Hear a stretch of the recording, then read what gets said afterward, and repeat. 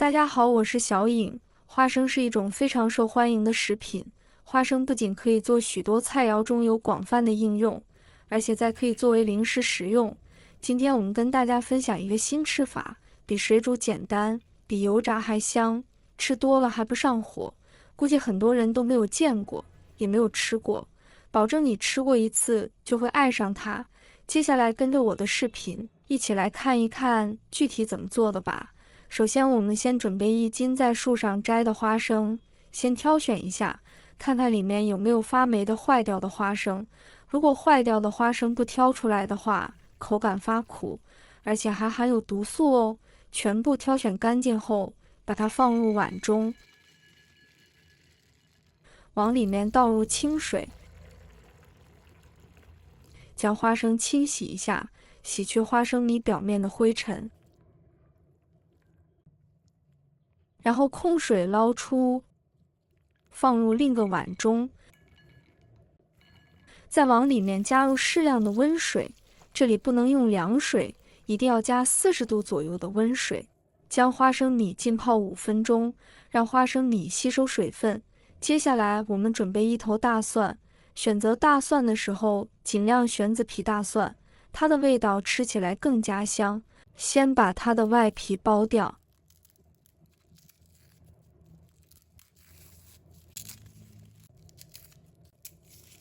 把大蒜的外皮去掉后，掰成一半一半的。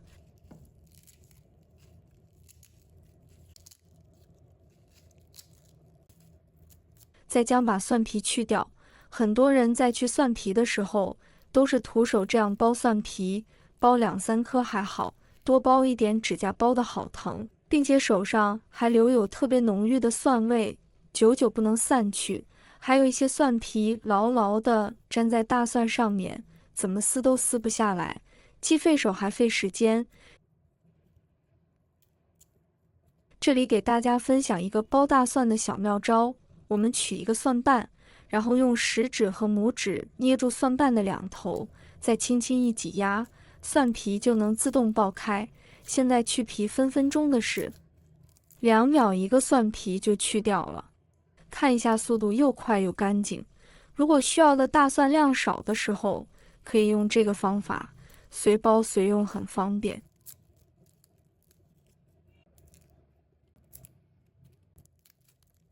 省时又省力，没一会就全部剥好了。大蒜剥好后切成薄片，稍微切得薄一点，这样有利于大蒜的香味更好的挥发出来。花生搭配蒜片，炒出来的花生也会多一些香味。切好后放入盘中备用。再准备1块去皮的生姜，把它切成薄片。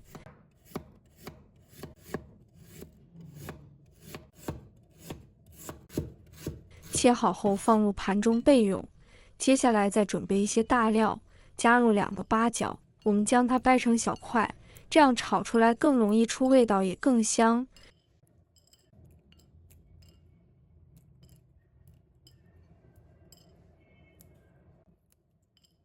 再加入2片香叶，1小把的花椒，红花椒更香，青花椒更麻更有味。再加2块桂皮，大家可以根据自己的喜好选择，我放这几样香料就够了。这个时候花生米也已经浸泡好了，花生米浸泡的时间不宜过长，5分钟就差不多了。泡到花生米表皮微微起皱的这个样子就好了。现在将它控水捞出，沥干水分，放入碗中，然后往里面加入1勺13香，加入1大勺白酒增香，把大蒜和生姜倒进来，再把之前准备的香料也全部倒进来，用筷子充分的搅拌一下，让每一颗花生的表面都均匀的裹上13香。相信现在很多朋友都知道为什么要提前将花生米浸泡5分钟了吧？因为让花生米充分的吸收一点水分之后，它可以更好的吸收这些大料和调料的香味。充分的搅拌均匀之后，放在一旁腌制20分钟，让花生米充分的吸收各种香料的味道。再准备200克的食盐备用。